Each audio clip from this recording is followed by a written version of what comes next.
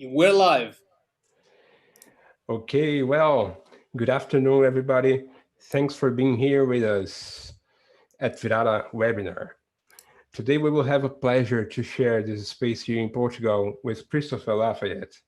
For those who doesn't know him, Christopher is an engaged emerging technologist in medtech, virtual and augmented reality, AI, climate, and applied sciences, and recently created a mentorship program that inspires, educates, and brings underserved Black communities into technology in the US.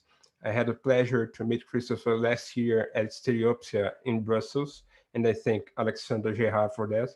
And we had a great talk about community building and how we can build technology together with better solutions all around the world.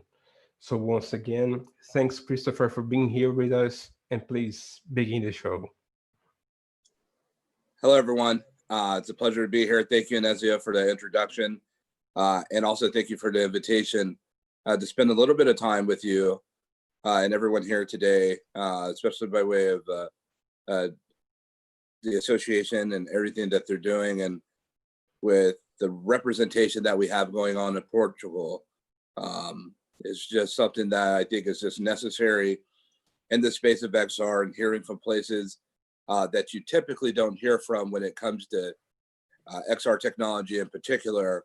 But to know that when you're dealing with XR technology, it's something that I always say, if that is, we're going to extend reality, then we must bring reality with it. And that certainly is no less than the case when we have representation from different countries that we typically are not used to seeing building this type of technology when it comes to virtual and augmented and even mixed reality. And so we know that there's a lot that's happening in Portugal, and I myself am learning more by way of the opportunities that I have to meet with people that are in Portugal and the things that they're building and making. And I expect in some time we'll see some incredible platforms being developed natively from there.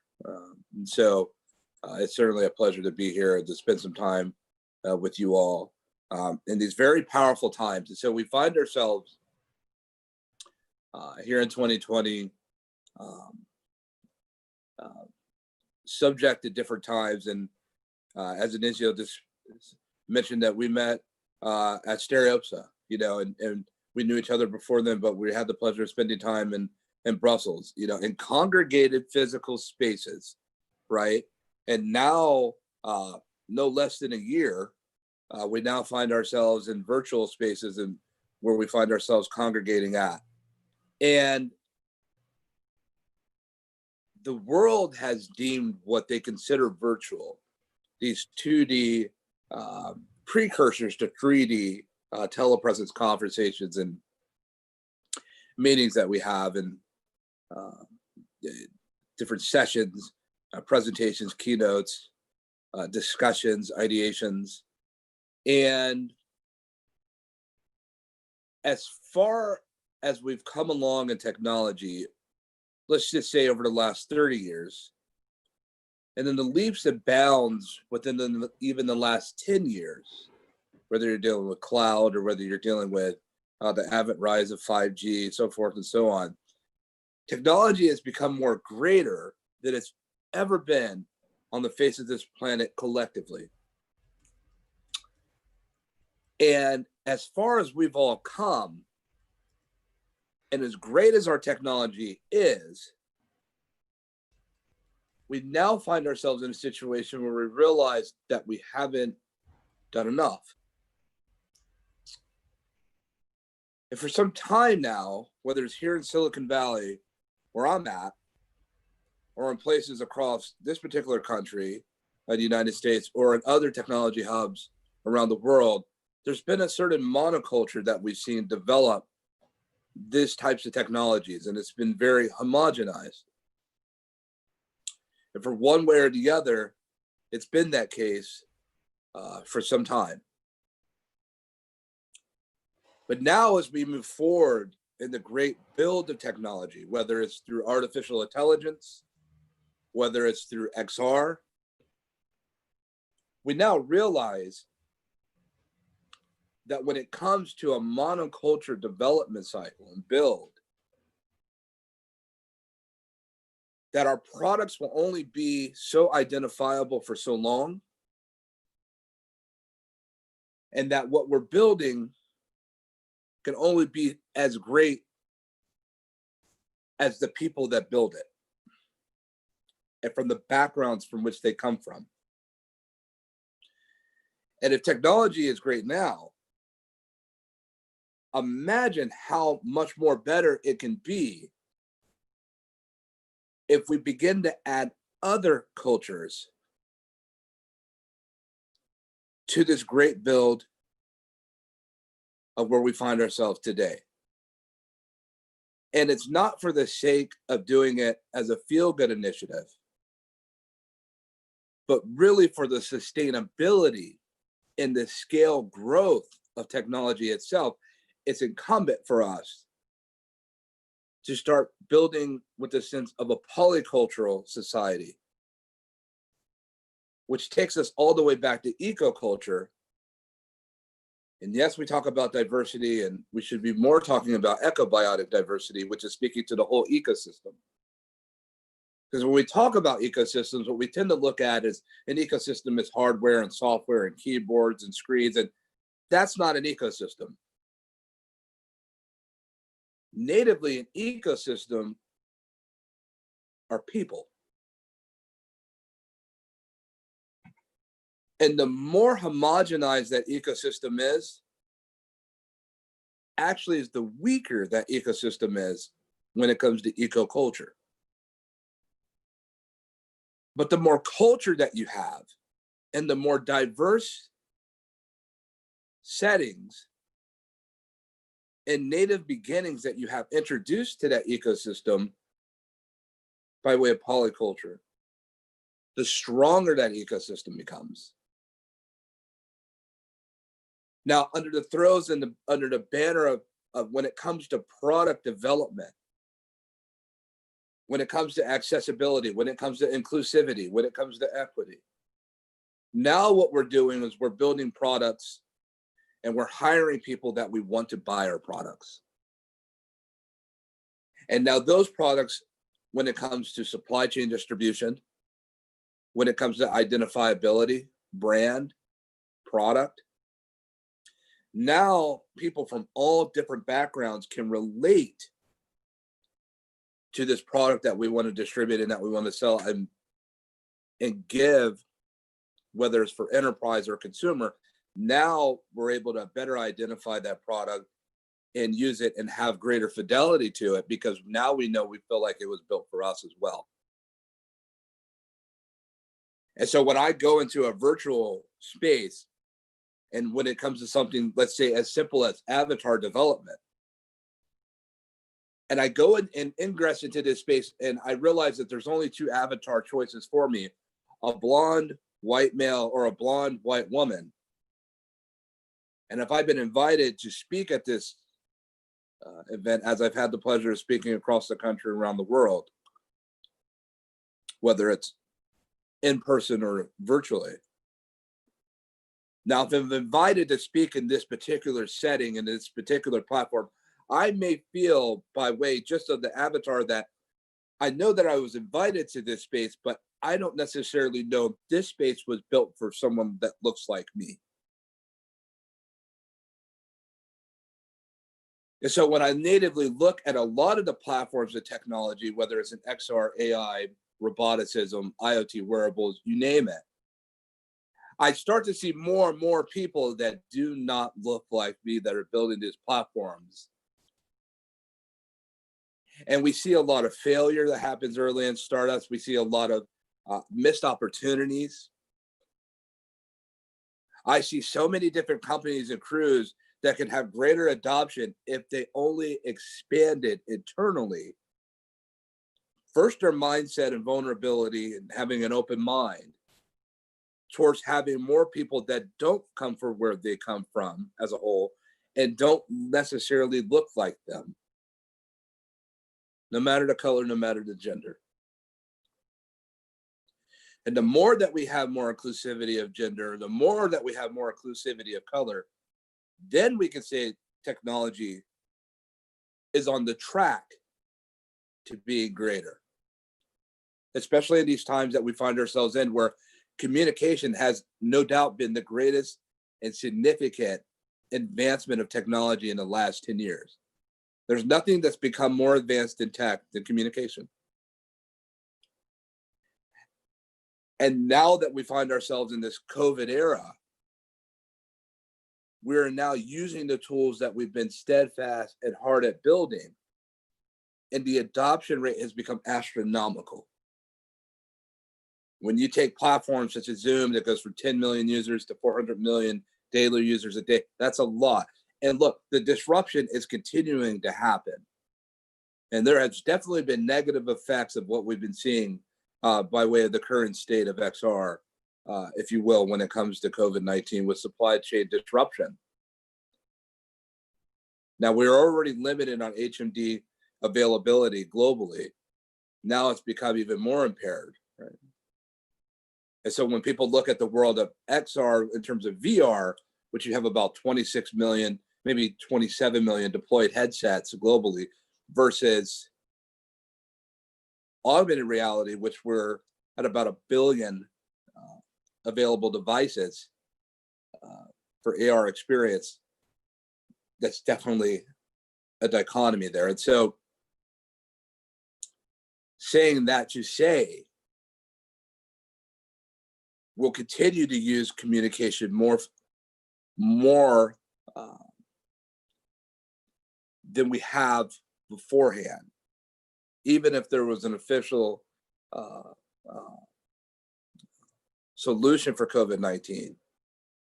Now that we've gone this far into virtual, don't expect those waters to recede. Expect it to become even more greater as we move forward, which makes for even more of a greater need for us to have more ecobiotic diversity, more eco-culture, to make sure that everyone feels like they have an opportunity to build, and that these products that ultimately that are rendered and that are sent to market are what everyone feels like they'll feel comfortable with. And I think that'll be greater for business, especially under the banner of communication, early stage adoption, and so forth and so on. And so, but when we look at the eco-culture environment, and one of the things that I looked at in particular, which began to happen here in the United States recently, although we found ourselves in a COVID-19 pandemic, we've also found ourselves in a second pandemic. And that's one in the nature of equality.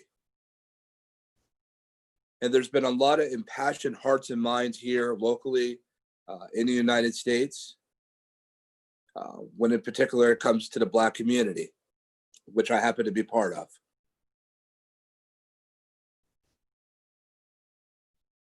And when we look at all the different types of ethnicities and different cultures I've had a chance to build here, what we've noticed in the United States is that the Black community has and is the furthest behind.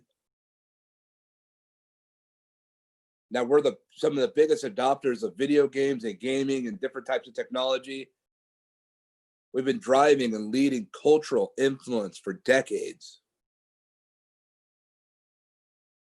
But by way of homogenization, by way of implicit and explicit bias and lack of opportunities, that's almost always seemingly been at our doorstep as a whole, we found ourselves, and we find ourselves today, way behind. And when I came to Silicon Valley with Black color skin, I looked around in whole cities and companies and neighborhoods and realized there's not too many people almost at all that look like me. And I would travel around the country and around Silicon Valley and speak, and around the world, I realized more and more in different rooms, there's just not a lot of people that look like me. And so when I look contemporary at our time to see what was happening here in this country, I had realized that what if I can take all the people all the brilliant minds that I've met in technology, the developers, the engineers, designers, leaders, thought leaders. What if I could take those minds, these women and men, and go back to places where I come from, like Oakland, California, here in Silicon, in the Bay Area, and take these hidden adults and get these hidden geniuses and bring them together into one environment virtually.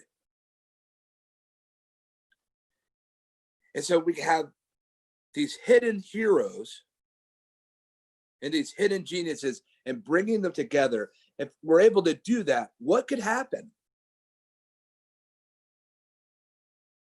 And I thought about it for some time and I put it out there with an immense amount of vulnerability. I had no idea what would happen.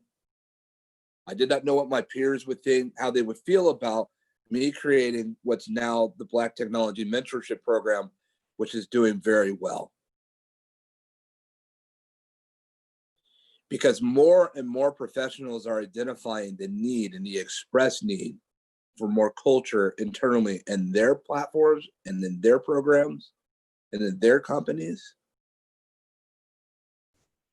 And they realize that they have a better winnable opportunity, that when you bring more culture into your ecosystem, the whole ecosystem levels up.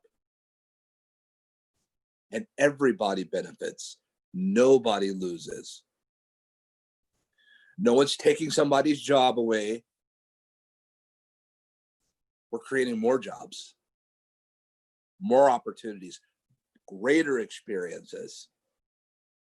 So how do I take these hidden geniuses and simply have our hidden heroes and provide an opportunity to help point somebody in the right direction, to help point somebody and say, hey, you know what? There was a time where I was at a fork in the road and somebody came along and they simply pointed me in the right direction. How valuable is it for someone to simply point you in the right direction? Not asking for a handout, but an earned opportunity and to help me go in the right direction. And so we found out that a lot of our members in our Black communities, educated, non-educated, adults, young adults, teens, children, K through 12, a lot of our mentees and students, they know about the technology, and some don't. They know they want to build a technology, but they don't know the way. And what may be considered finite in your and my understanding of technology, that we think that everybody knows, there are hundreds of thousands and millions of people that have no idea what we do as technologists. And I realized that to have someone come from this arena to simply tell somebody about what they do to this side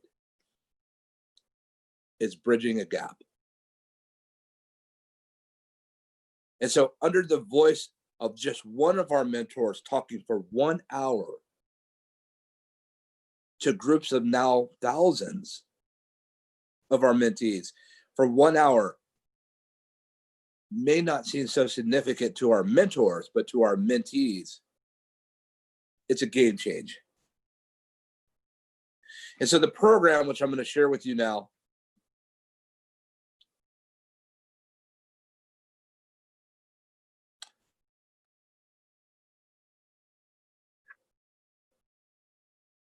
is the Black Technology Mentorship Program that I'm happy to present to you.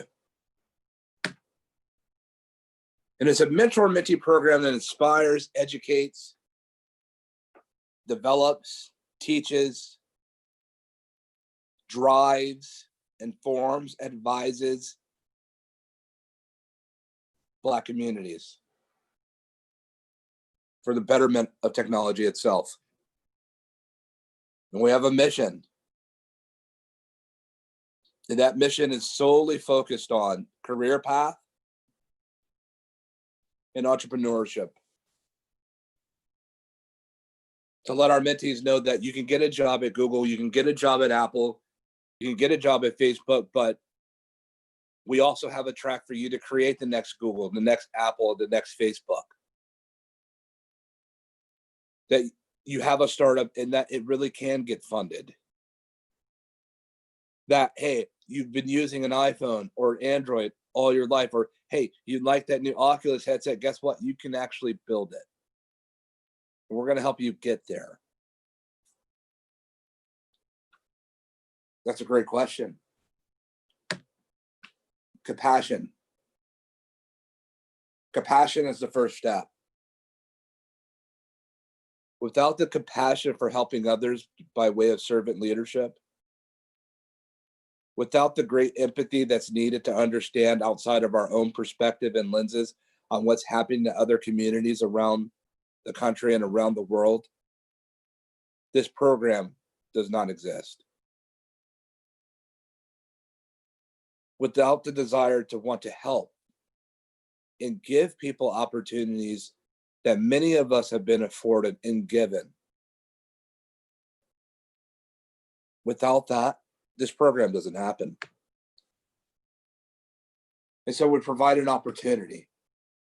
We provide opportunities to those in the Black community to go in different ways, in different spaces that they've never been before, to see different things, to have an opportunity to understand what's prevalent coming down the pipeline, what technologies are relevant coming down the pipeline, whether it's Java or JavaScript or Python, Unreal, Unity, things of that nature.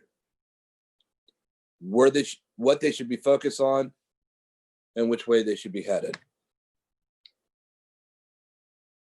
And so the commitment for our mentors is really simple. That's it. As little as 1 hour per year. We understand that a lot of people have a lot upon their shoulders, even now, more so than ever. And so what we didn't want to do, and what I didn't want to do, is build a program that was too heavy of a commitment, and for that to be an excuse as why not to join. So even if you had the desire, you wouldn't be held back and shackled by time constraints. Even with people's social distancing and sheltering in place and being at home, we've become more busy even sometimes at home than we have when we go into offices. We're adjusting into a different way of life. How could I possibly contribute as a mentor with all that's going on? But 1 year out of your time, one sacrifice of not watching Netflix to spend with a mentee could change a whole lifetime for them. So your 1 hour can affect their whole lifetime. Yeah, really. And yes, your role, you'll be a speaker, and you'll be part of our speaker class. That's one of the roles of 3. And our speakers will simply do just that. Talk about what they do, where they've been, where they want to go, what they build in technology, things they've built and been a part of, to hundreds, if not thousands, of mentees sitting on a Zoom, listening to every single thing that you say for that 1 hour. And for that 45 minutes, they get to explore, they get to journey with you, they get to go up the road with you, they get to hang over your shoulder, they get to find out more, and they get to develop a better sense of what they want to do. Now, for others, we have our educators. And our educators are teaching. They're doing small batch introductory sessions, but they're also doing long-term curriculum development. The small batch is introducing them into new worlds like Unity and like Unreal Engine. It's introducing them into a world of 3D spatial environments and spatial computing and volumetrics and all the things we like so much about XR. It's telling about things they've never heard before. And they may have seen, but they didn't never know what it was. Animation, code. And so we're bringing them into that world and showing them things that they've never been introduced to before by way of introductory sessions. And then we go the distance where we give them an environment in which they actually can learn how to do the things that we just introduced to them, whether it's become a 3D artist if they have the given talent to do it, or to be able to work and operate proficiently in Unity and Unreal. What if they want to contribute to machine learning and to data asset development? What if they want to work at deep neural networks and artificial intelligence? What if they want to build social distancing sweeps for COVID-19? What if they want to build robotic mechs and androids and things of that nature? We're creating platforms where they can actually, and a process where they're able to do that by way of education. And that begins in autumn. And we're really excited about our first wave of mentees and students that are already joining and signing up. And then lastly, we have our advisors. Because on the entrepreneur chat, going from lab to funding and lab to market is a difficult process. Owning a startup is emotional. Owning a startup is hard. So our advisors want to help guide our young pioneers and our adult pioneers and to navigate through the tides and the shifting nature of the ocean that they'll voyage across, called entrepreneurship. And give them the best tool suggestions and recommended resources available and possible so that they can go in better steps and better directions on how to become better entrepreneurial leaders, founders, product developers, and on what to do and what not to do. And so that their trek could be as successful as it can be, coming from where they come from, where for many, a lot of them have no idea where to begin to even begin starting a startup. And so we have people that are going to help point the way. We're really excited about our sponsorship and community sponsors that are forthcoming. We have a lot of them. And we haven't publicly introduced, but we will soon. And there's a lot coming down the pipeline. We're very excited about technology companies that identify this program as something that they need for their own platforms, and corporations that realize that there's a lot that they want to see happen when it comes to this platform. And for all you that are listening and that are watching right now, and have let me share a little bit of this time with you, I say thank you because you are appreciated. You're more appreciated than what you realize. And when you take the time to really consider where we've been in tech, where you've been, I would have you to submit how far you've come in your own personal journey. And have you to reconsider, how did you get to where you're at today? And at what point, who helped you? You know, when I was a kid, I would come home and there was a man sitting at a desk and he'd have a little light on and he'd be taking apart and putting together computers. And I asked this man and I would say, Dad, what's the internet? And he would go about telling me that. And I say, Dad, how does the web work? And he'd tell me everything I wanted to know about how the web worked.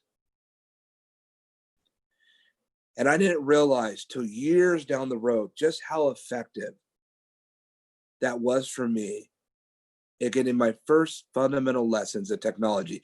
And I realized that I had a parent in technology. And where neighborhoods and environments where I come from, they didn't have parents in technology. And a lot of the neighborhoods where I come from, they didn't even have a dad. So if you could consider the magnitude of having someone in your household that knows technology, that you see working at technology, that's significant. And when I came to Silicon Valley, though there weren't a lot of people that looked like me, there were still a lot of people that didn't look like me that helped teach me, that helped guided me, that became mentors and advisors. And I listened to people speak, and those that helped educate me. And I said to myself, if that worked for me, how much more could that work for others that come from places where I come from? To be taught by people that look like them and to be taught by people that do not look like them. And what does that say for our community in Portugal? How do we bring our communities in Portugal to teach people from neighborhoods in Silicon Valley? Places like Berkeley and Richmond, Oakland, places in George Floyd country and Minneapolis, the Twin Cities, and St. Paul, and places like that. Places in New York and in Boston and Baltimore, and areas like that, from Miami to Dallas, Seattle. How do we bridge these gaps? And yes, there's much more to do, and there's a lot of other organizations that are tackling these self-same narratives, whether it's from different communities, be it gender or different colors. But this community, this is the one that I've tapped into. It's directly affected me for some time. And I'm looking for more mentors. We have well over 100 mentors that have answered the call, and over 1,000 mentees that are coming and joining with us. We feel really good about a program that's less than 3 months old, that's done so much and has become so significant in this little amount of time. I had no idea that it was going to be this way, yet it's so anyhow. We're very excited to see what's coming down the pipeline and up the road for ourselves per this adventure and these very powerful times that we find ourselves in. And so I'll leave you with this at the moment before we may take a few questions. When you do take a look back at where you come from and how far you've come,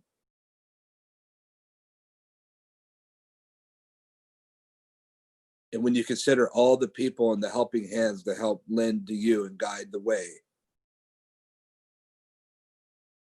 take time to consider at one point, if you haven't already, because a lot of you have, but at what point do you give it back?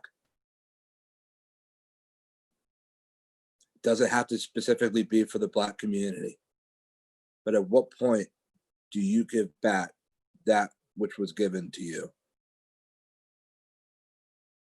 I was always taught, give back freely give back that which was freely given unto you. And for me, it's all spiritual. I'm grateful for grace and mercy every day. I'm grateful for this opportunity to spend with you, to even be considered a technology leader. I'm grateful for these opportunities. I do not take them lightly. And I thank you for the time that you've given me today. Okay, thank you very, very much, Christopher. This is an awesome program that you have. I'll take back a little bit about what you said that in some point you were about a fork. You were in a fork, and then someone took and point a direction for you.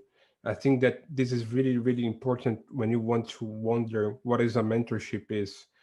This is a very, very important thing that people shouldn't and might understand that this mentorship, this 1 hour mentorship that people are going to help the other ones, we might change a life of that entrepreneur, and not only the entrepreneur, that person itself, right? Because that 1 hour that you spend and not spend, that you change that person, might helping to build a new life, and not only a company, not only a startup, but helps to achieve something that that person wants to do in her life. What do you think? How is it working about the mentorship? Tell us a little bit about the mechanics. How people want, if people want to get mentorship, what should they do? What is the step by step to do it? Sure, of course. And thank you for sharing that, Anicia. I really appreciate that. And I'm with you on that. Um, First of all, the platform is launched on ChristopherLafayette.com. So if you go there, and if you have a desire to become a mentee, a student, and you feel like there are things that you need to learn and be part of the community, then we have a forum for you to sign up there.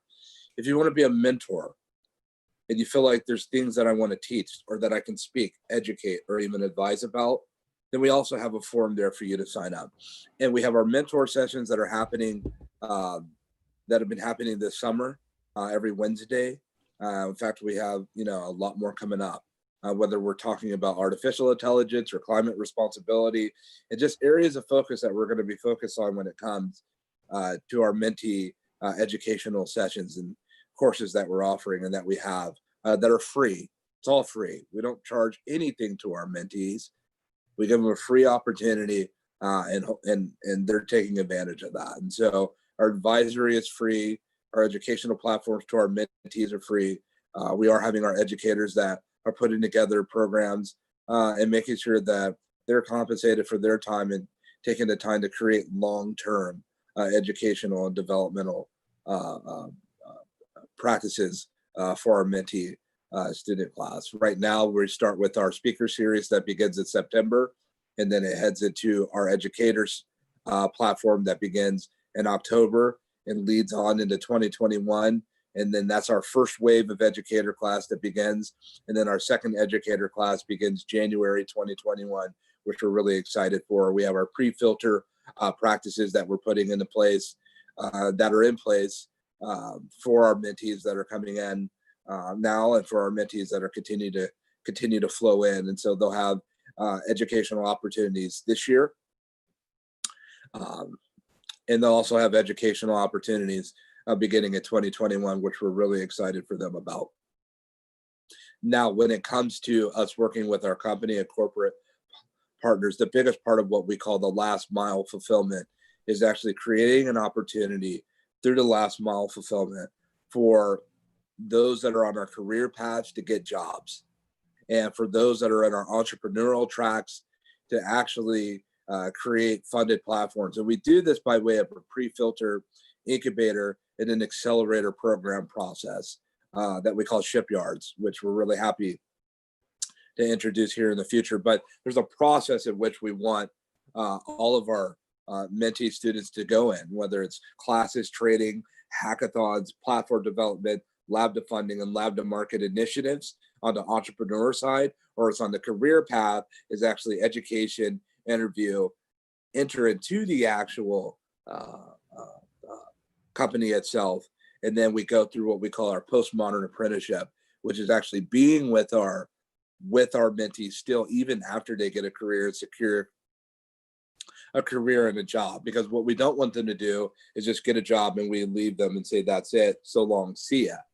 We want to make sure that they have an opportunity to have some type of helping hands while they're working at those companies as well. And we find that our company and corporate partners like that a lot for their platforms, and that we can work with our mentees by way of postmodern apprenticeship and continue to be with them every step of the way.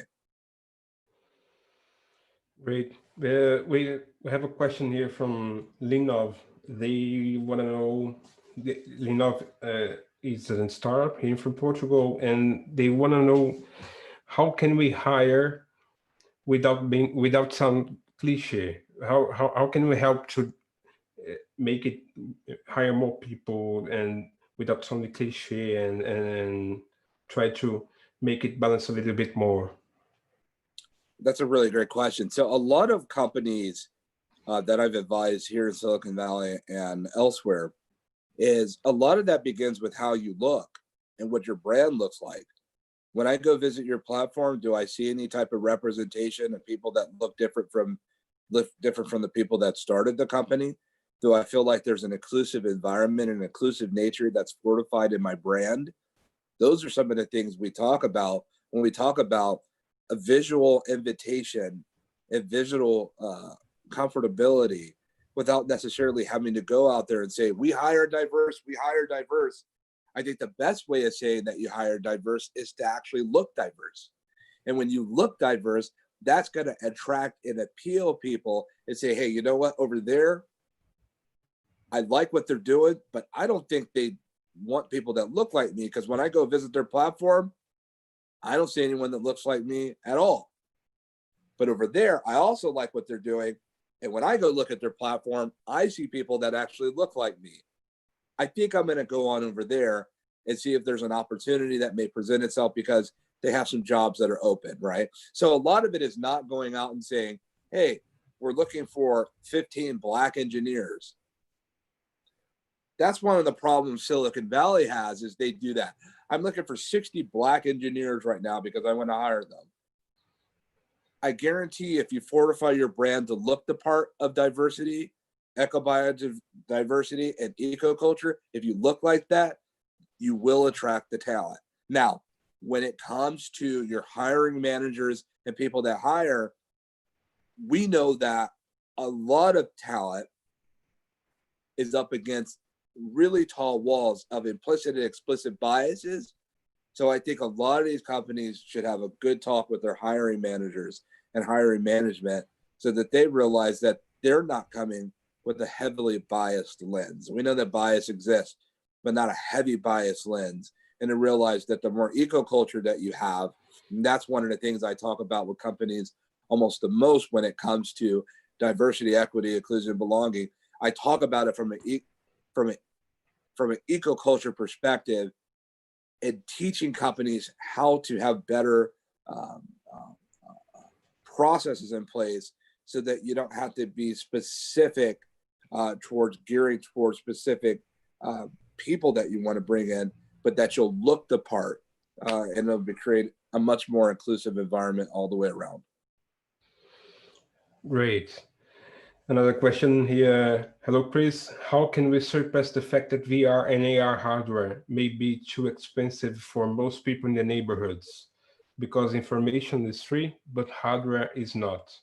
Are libraries the future?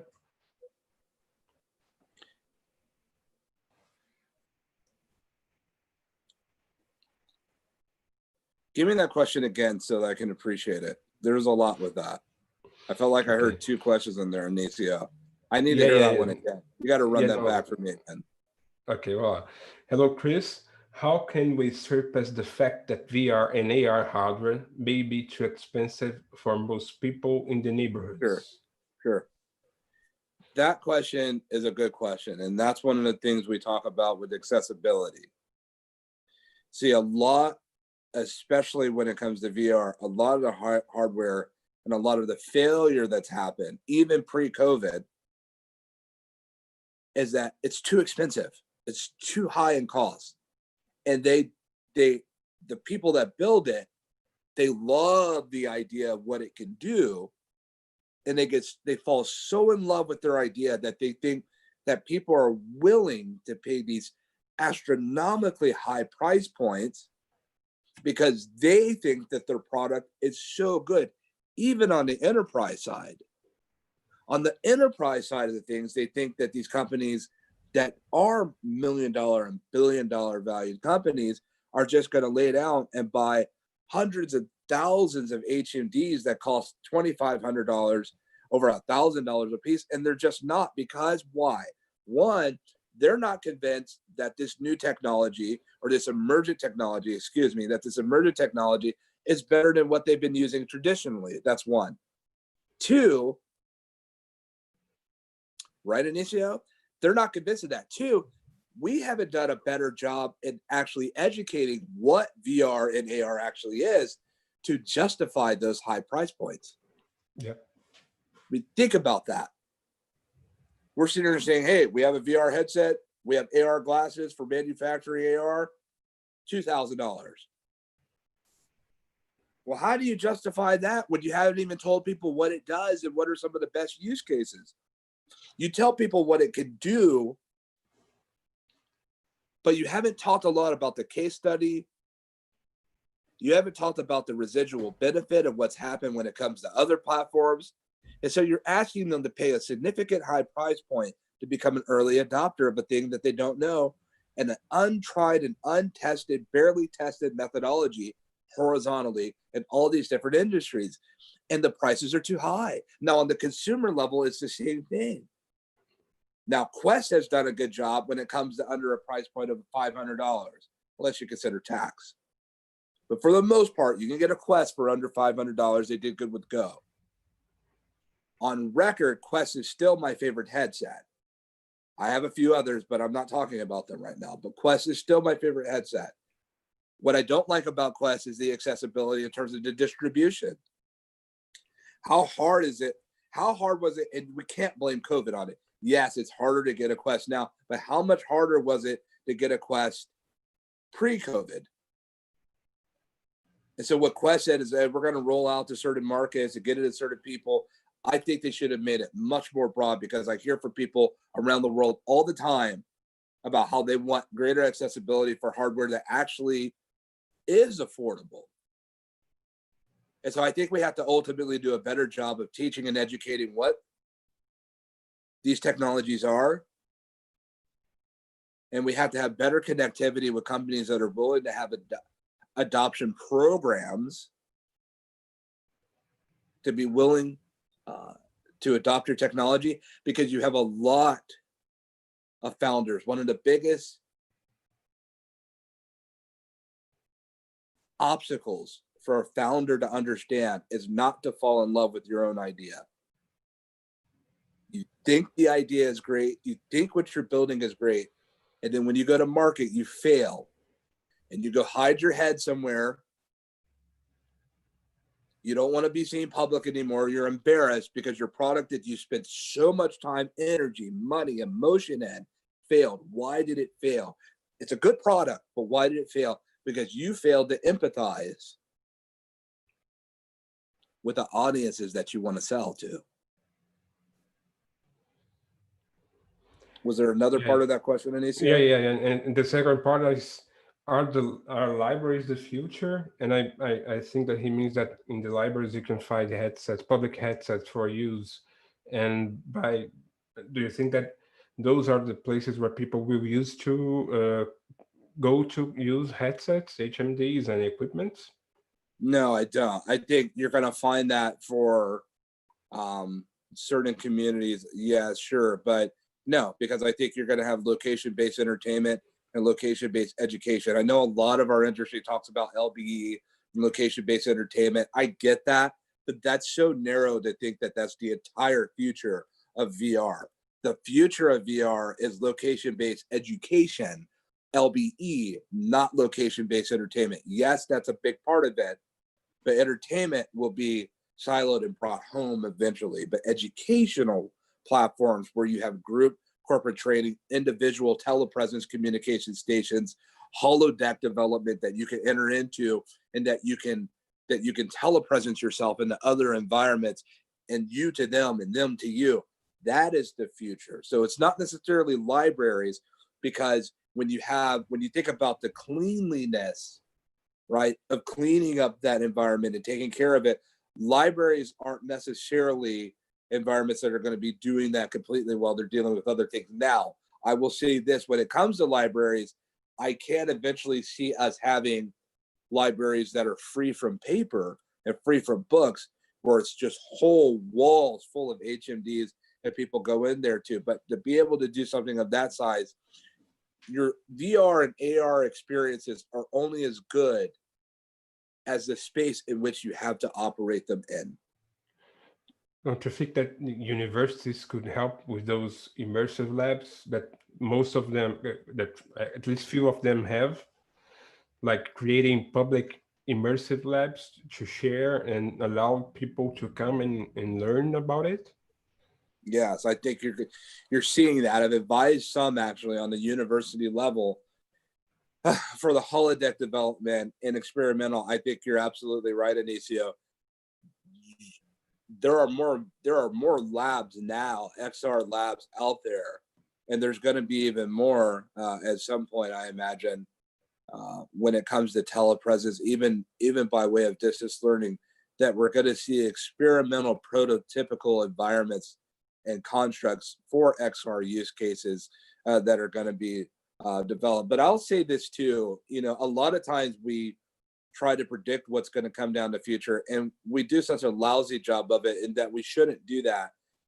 I don't really believe in many futurists at all that can so-called predict the future jot and tittle, would to be very specific, because all technology abides within an eco habitat. All emergent technology. You have AI, then you have machine learning and deep learning. You have XR, which is VR and AR. You have IoT, and you have wearables, and then you have roboticism. And you have all these different technologies that abide within the eco habitat. But what happens when these emergent technologies begin to grow and scale and come together? Now you have immersive fintech. Now you have immersive intelligence, AI and VR together. What happens when they come together? And it's called the merge pairing. And when these technologies come together, what the merge pairing really is doing is creating the fundamental constructs of the smart city. And so we don't know what the actual smart city completely is going to be and look like, because on a morphous scale, morphologically speaking, we don't know how the merge pairing will ensue. 6 months ago, Uber was highly relevant. How relevant is Uber today?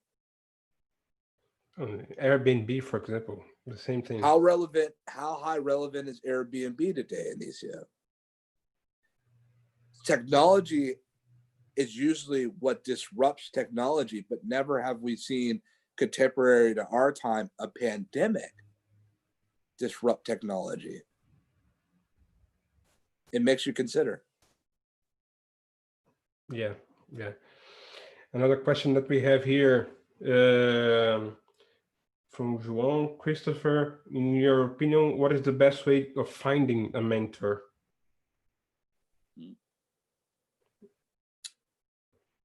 That is a great question. That is such a great question. It's hard.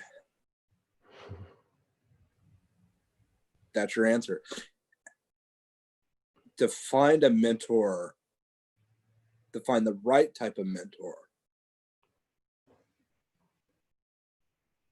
when you go about trying to find a mentor as a mentee, you don't necessarily know who or what to look for. And now that a lot of social spaces are no longer open as they used to be, it's become even harder, because you may hear someone on stage. I would hear people on stage speak in different groups when I was living out of a hacker space called Hacker Dojo in Mountain View. And I would hear people speak, and I would go speak with them and say, hey, I really like what you had to say. Can I ask you some things? And they would spend some time with me. And some of those people to this day are very strong mentors to me to this day. Yeah, I have mentors, and they teach me a lot, and a lot of them have been in technology. Some have been in technology decades before I've even been in tech. And there's a lot that I know that they don't know.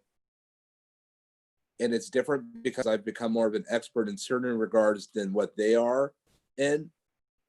But they'll always know more about technology, if you will, as a whole, because of their collective experience. And they're more fundamentally sound in their understanding of tech. And there's a lot that I get from them just by sitting and speaking and doing a lot of listening with them and having conversations. And they're still instrumental to me to this day. And so, and I'll go back to them from time to time and say, hey, I'm thinking about doing this, or I'm looking at this when it comes to this type of technology build, and they're available. So I will say, instead of, so there's the question of how to find one, but it more comes to the question of why. And what do you want from a mentor? What are you looking for in a mentor? And then I think once you have, and then what is it that you want to do? What does your end game look like? And I think once you get that understood, I don't think you'll have that difficult of a time finding the right type of mentor if they have the willingness to be there. But when you do find a mentor, remember to listen more than you talk. Even to this day, as much as I talk and talk and talk, a lot of times when I get around my mentors, I listen.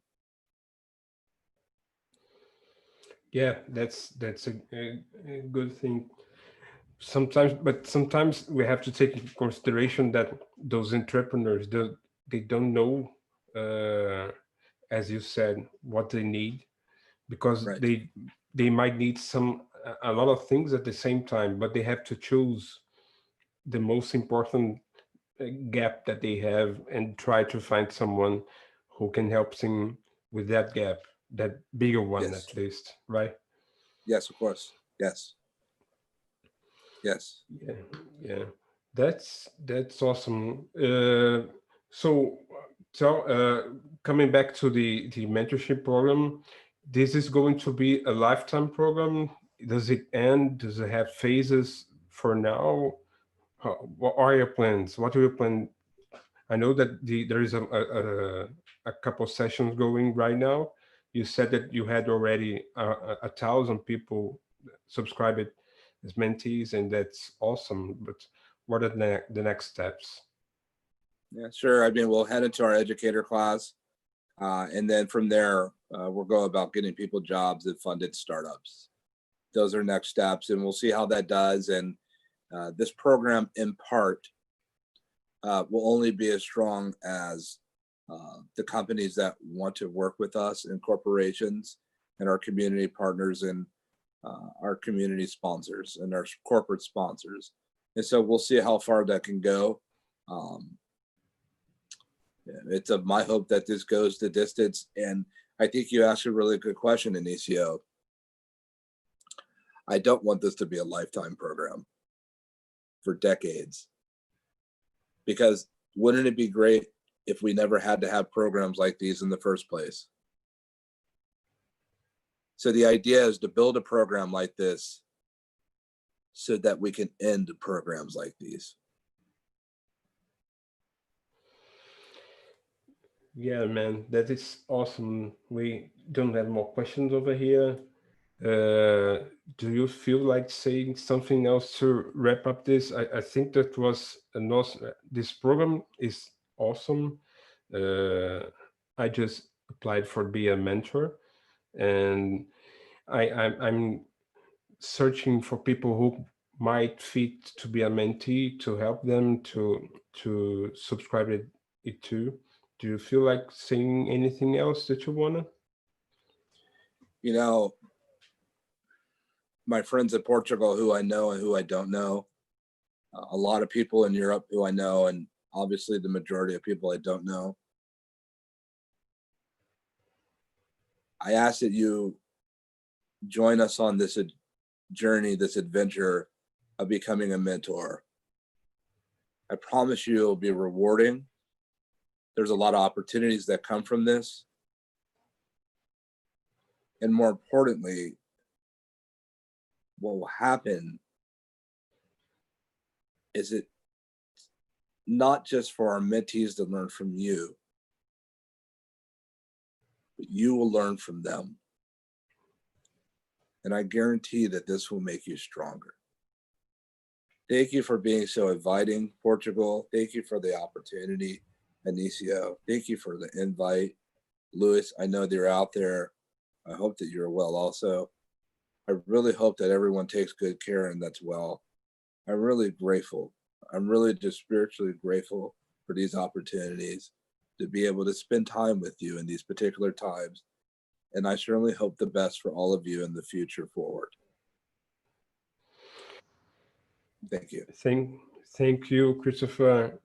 Just to remember, to apply to be a mentor or a mentee, just go to christopherlafayette.com. We will, after the video, we'll put the comments and description with all the information to access Christopher Lafayette informations. Please, thank you again, man, for being here with us. This is a very, very important thing to do.